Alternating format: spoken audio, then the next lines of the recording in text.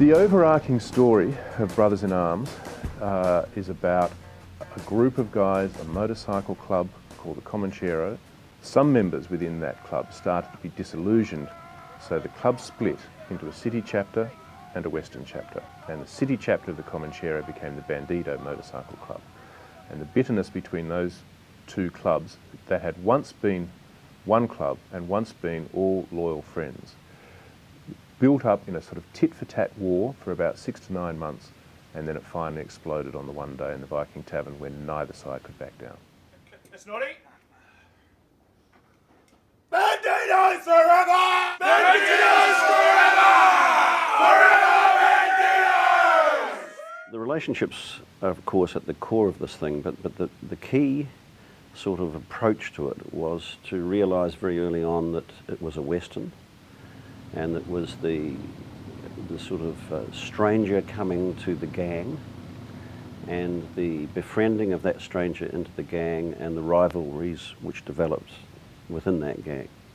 The major aim for me was to keep the acting truthful and to make everybody, every biker in this miniseries a human being, a three-dimensional character that has love lives and bikie lives, and have a complete life. Casting is important, obviously, in all shows, but in Brothers in Arms, casting was more vital than ever, because these guys you had to look at them and think they could be part of a motorcycle club. And that is not a natural fit with the normal people who would be acting in any normal relationship drama. Oh, come on! What's that? Nice job, nice.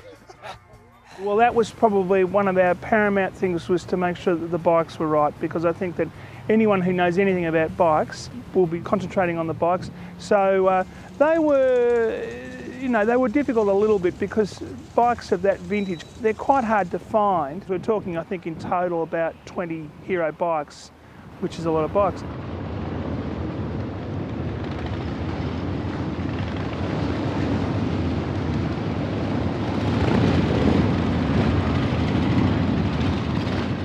There's been some exhilarating moments on the bike which I really didn't expect, so it's been great fun that way. Like I'll never forget riding down Rest Head Road, with the tracking truck in front of me with the cameras, and you can hear the, probably 10 bikes behind you type of thing. It's hard not to take on that persona.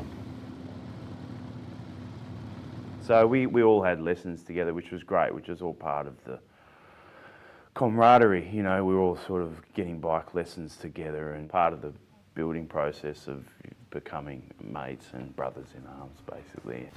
So that first day, Cal and I, we got to do basically 6 hours of tearing around the paddock, and that was the first day I'd seen my personal bike, my character's bike, because we're each kind of allocated a bike. And Cal and I just had an absolute ball. We have so many moments where we'll be sitting there looking at each other, just going, we're getting paid, we're actually working today. It's that kind of mentality on set with the bikes. It's so much fun. And I think every one of the guys on the show has fallen in love with the big bikes. They're pretty amazing. I mean, it's not something that I really thought about before, but they are incredible to ride. They're really quite, I can see why people get into bikes, absolutely. I mean, I'll keep riding for sure.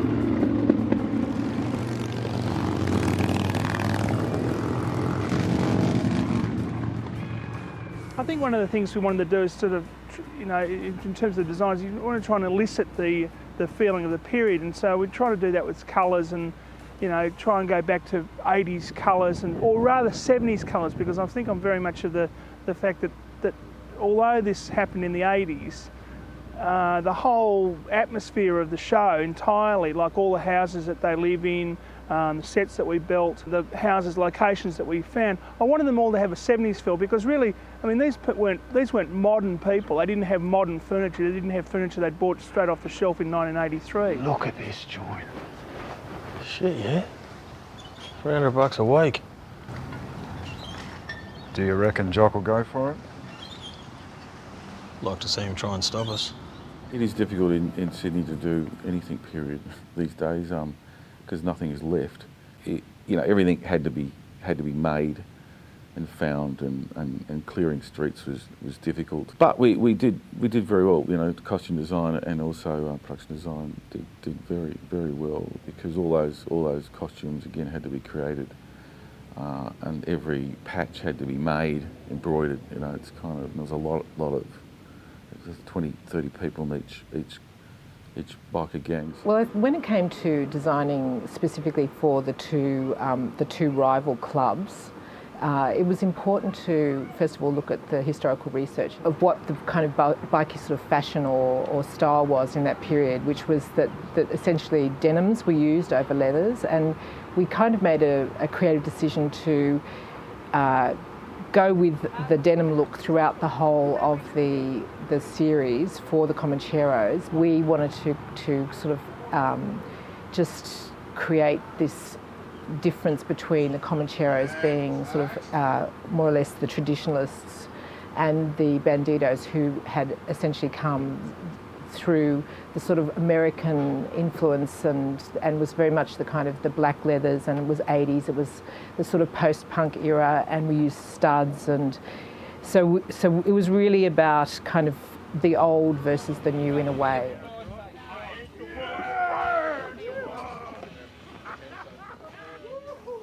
We got them good, eh? I reckon they got the message. I don't reckon they did. We need to bash them all. It's enough for now. I disagree. You give me the word, I'll take the blokes and we'll finish it. You're not thinking ahead.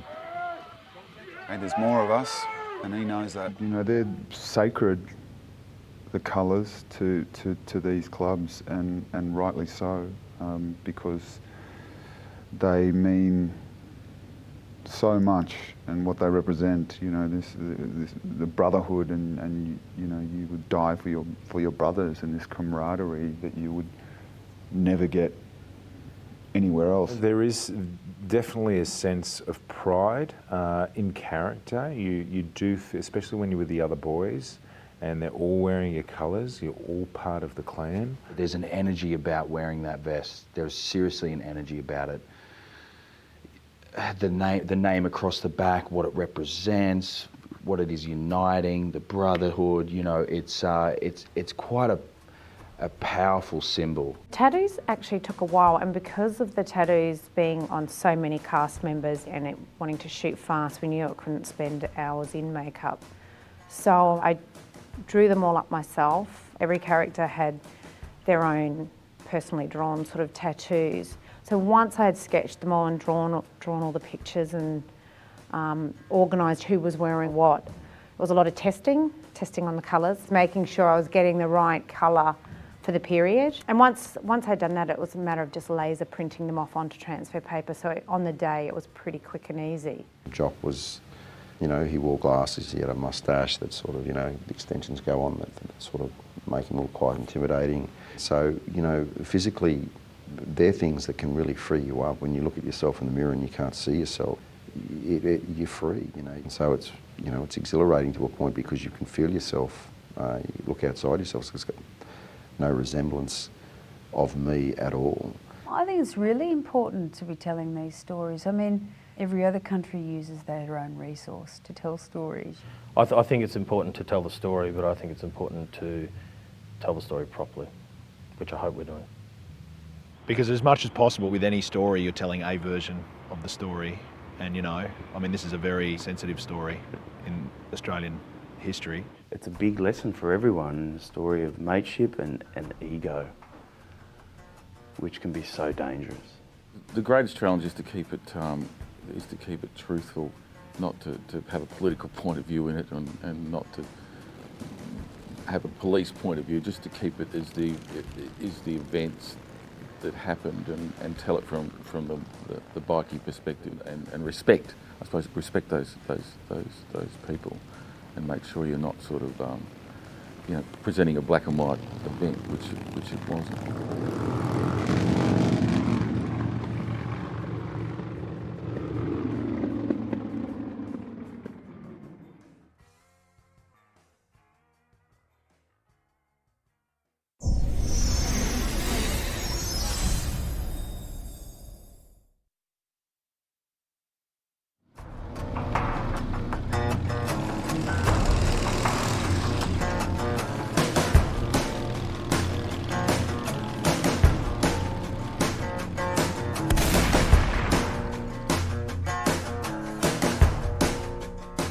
I did a lot of research through old magazines, true to the period, old bikie magazines, and sort of just slowly started putting the look together with trying to make them look as much as we could with the real people, but depending on who they cast and knowing there was some sort of creative license as well.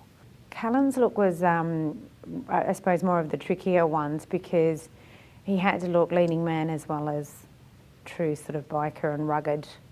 Snotty's character had quite curly hair, so we went for a less curlier version just so that he could pull it off. We kept him the hair colour similar to Cal's own sort of colourings, going with the beard and slightly sort of sandy blonde wig. For Cal, it was very important that it didn't feel like a wig, or he wasn't aware that he was wearing a wig. Yeah, the gear really helps. The hair helps as well, but I just feel it more than I see it. But you certainly feel the part. Yeah, with Vanessa, most of her old photos, she was quite minimalistic sort of makeup, so we didn't want to glam Susie up too much. We wanted to sort of strip her back and make her look a bit more raw.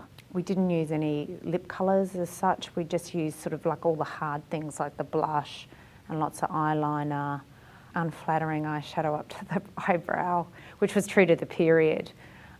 Thickened up her eyebrows. So it gave her a lot more of a harder edge, and she was, you know, totally fine with that because she loves getting into a character. Jock was,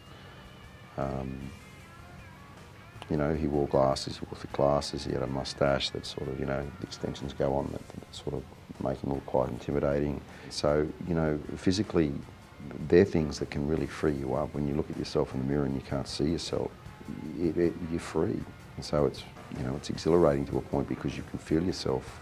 You look outside yourself, so it's got no resemblance of me at all. Tattoos actually took a while, and because of the tattoos being on so many cast members and it wanting to shoot fast, we knew it couldn't spend hours in makeup. So I drew them all up myself, which that was the part that took time because every character had their own personally drawn sort of tattoos, and they were all sort of like old school. So back in the 80s, they had just the primary colours and the black and blue really, which was the old age green. So it was more to try and get the right colour. So once I had sketched them all and drawn all the pictures and organised who was wearing what, it was a lot of testing on the colours. My husband had a full sleeve. Just on the weekends, just making sure I was getting the right colour for the period.